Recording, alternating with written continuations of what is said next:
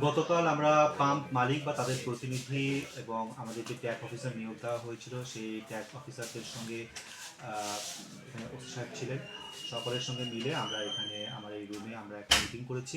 সেই মিটিংয়ে যে সিদ্ধান্ত হয়েছে যে যেহেতু এখনকার বর্তমান পরিস্থিতি হচ্ছে তেল দেওয়া শুরু করলে আমাদের লাইন শেষ হচ্ছে না, যানবাহনের লাইন শেষ হচ্ছে কিন্তু তেল শেষ হয়ে যাচ্ছে, এরকম একটা পরিস্থিতি।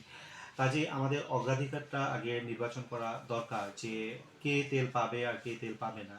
তো সেই ক্ষেত্রে আমরা সিদ্ধান্ত নিয়েছি যারা বৈধ, অর্থাৎ যাদের হেলমেট আছে, গাড়ির বৈধ কাগজ আছে এবং ড্রাইভিং লাইসেন্স আছে, এই তিনটা কাগজ বা হেলমেট যদি থাকে তাহলে তাদেরকে আমরা অগ্রাধিকার ভিত্তিতে তাদেরকে তেল দেওয়ার জন্য বলেছি। এবং যাদের এগুলো নাই তারা যদি তেল পরবর্তীতে আমাদের থেকে যায়, তাদেরকে তেল দেওয়ার পরে থেকে যায়, তাহলে তারা অন্যরা পাবে।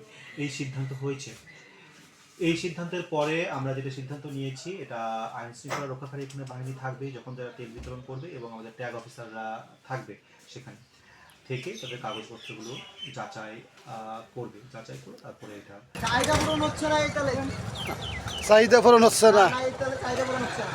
আরে এটা রংপুর জেলা চাঁদা চলে এসছে আছে এগুলো আসতে হচ্ছে না। বিবেক আসবে 100 টাকা দিয়ে। আসলে একটা আমি রংপুর চাঁদা কিষান আমি বের হই।